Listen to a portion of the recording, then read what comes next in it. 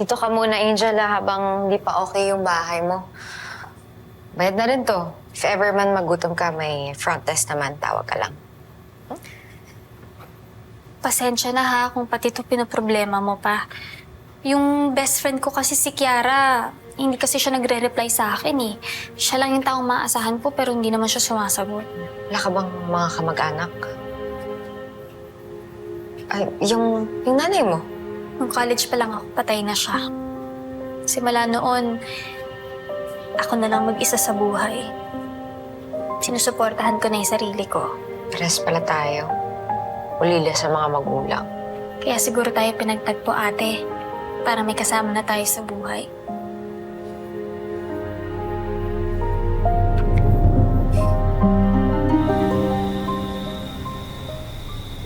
Grabe rin yung coincidence no? Imagine mo ngayon kayo nagkakilala kung kailan niya kailangan ng tulong ng lawyer. Yeah. Ano mo, love? Iniisip ko, hindi kaya this is Papa's way of protecting Angel? Baka he wants me to help his other daughter. Diba? Napakita ko. I'll show you her picture. Look. Kuwang-kuha niya yung mata ni Papa. Oh yeah! Super. Oo. Kaya every time I look at Angel, nakikita ko si Papa. I miss him. Although, I have a question. Di ka ba nagkagalit sa papa mo? Kasi syempre, di ba niloko pa rin niya yung mama mo? Alam mo, love, di ko naiisip yan eh. More than anything, I'm surprised. Buong buhay ko gusto ko ng kapatid. At kung tinatanong kay Papa, Papa, gusto ko ng kapatid. Tapos yung pala, may kapatid ako sa labas. Alam mo, ang galing magtago ni Papa. Pati na rin si Nino. Ay, mga lalaki talaga, no? Uy, grabe naman. Bakit naman ako nadamay? Joke na naman damayan. Pero love, gusto ko pa rin makilala si Angel. Sobra.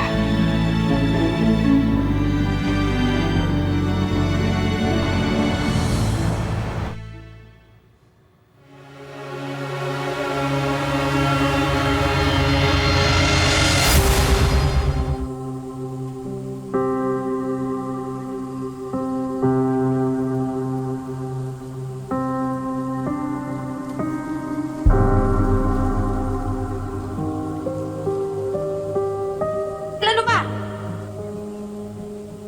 Kanina pa kita tinatawag, di ba alam na alam mo na ayokong hindi sumasagot pag tinatawag? Ginaw po ako, Nay. Anong giniginaw? Pwede po bang ako payaman? Kaya ka? Ano yung drama mo? Ha? Ano ba nangyayari sa'yo?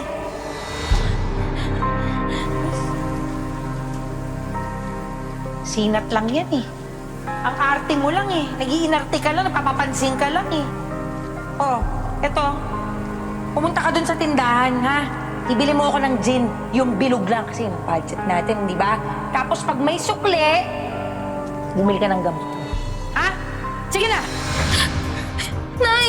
Nay, hindi ko po kaya. Anong hindi mo kaya? Kaya mo lahat pag sinabi ko. Naiintindihan mo? Tumayo ka dyan! Tayo! Tumayo ka dyan. Tayo!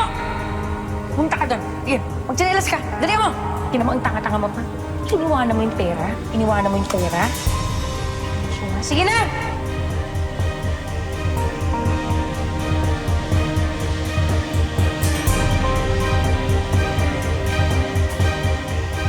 Oh! Ano bang iniintay mo? Talagang kinilasin kita eh. Nay, wag po! Angel, naginip ka. Angel! Angel!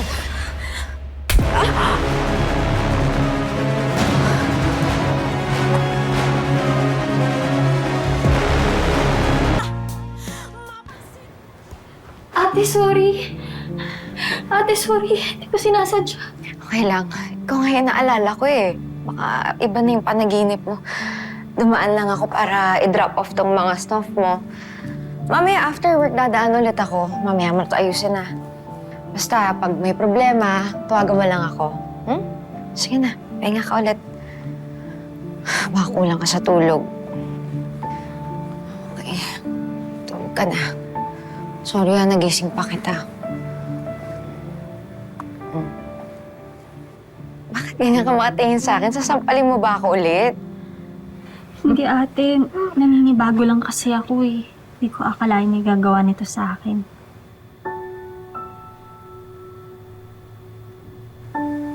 Diba ikaw na rin nagsabi, baka kaya tayo pinagtagpo para may kasama na tayo sa buhay.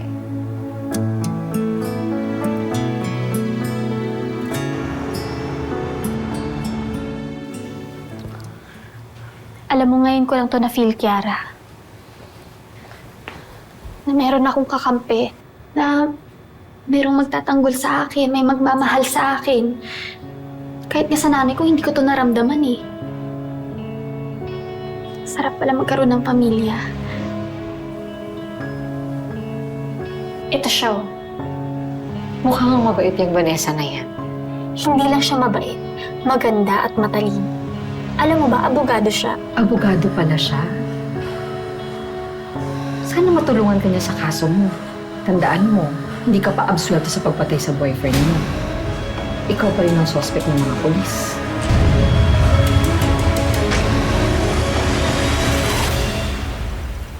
Grabe ate, sarap pala dito.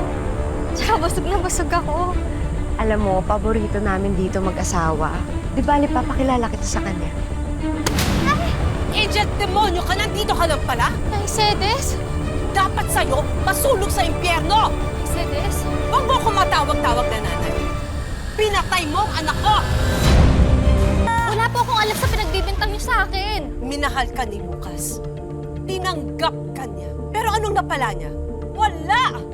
Ninakawan mo pa siya! Wala po akong alam sa pinagbibintang niyo sa akin. Napakasinungaling mo! Ang dapat sa'yo, mamatay! Ay!